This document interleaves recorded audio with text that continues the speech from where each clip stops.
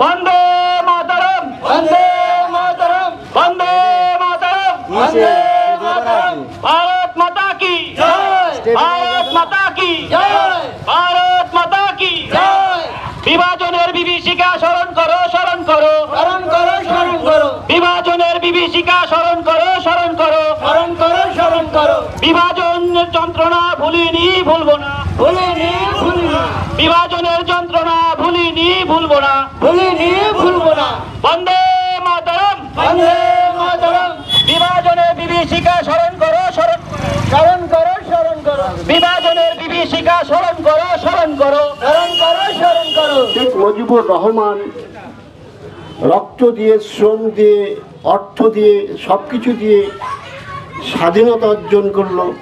দুঃখের বিষয় শেখ হাসিনা সরকার পতনের পর 1971 সালে একবার যুদ্ধ হয়েছিল পূর্ব পাকিস্তান এবং পশ্চিম পাকিস্তান নিয়ে। সেখানে টার্গেট ছিল কে? হিন্দু। হিন্দু তারাও, হিন্দু খেদাও।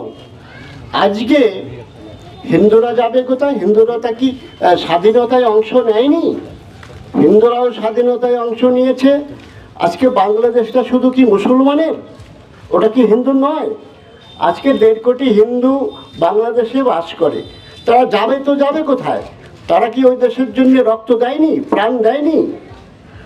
আজকে যেভাবে মন্দির পোড়াচ্ছে, ভাঙছে, আমাদের হিন্দু মায়েদের যেভাবে শ্লীলতাহানি করছে, মার্ডার করছে, বাড়িঘর আগুন দিয়ে পোড়াচ্ছে, আমরা তার তীব্র নিন্দা করছি।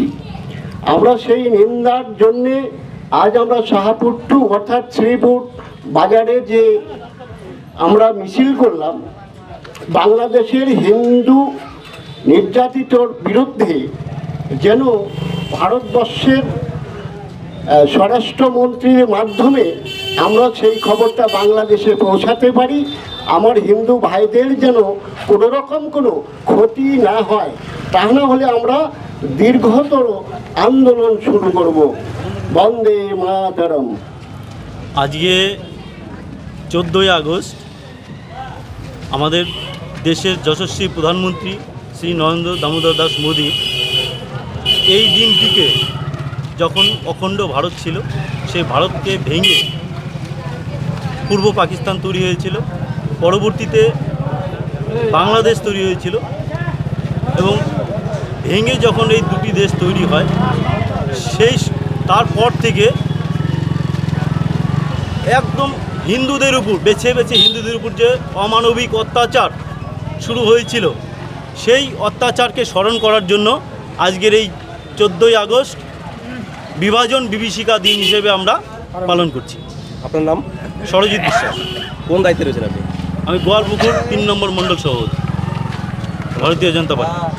আমরা পুরোপুরিভাবে বাংলাদেশে যে অরাজকতার সৃষ্টি হয়েছে তার প্রতিবাদের জন্যে আমরা আজকে মিছিল বের করেছি। কারণ যে পার্সেন্টেজ অর্থাৎ শতাংশ হিন্দু ছিল বাংলাদেশে, অর্থাৎ পূর্ব পাকিস্তান এবং পশ্চিম পাকিস্তানে, তার থেকে নেমে এসেছে এখন 7%। হিন্দু গেল কোথায়? হয় মারা গেছে, নয় ভারতে এসে 2-1 জায়গায় হয়েছে।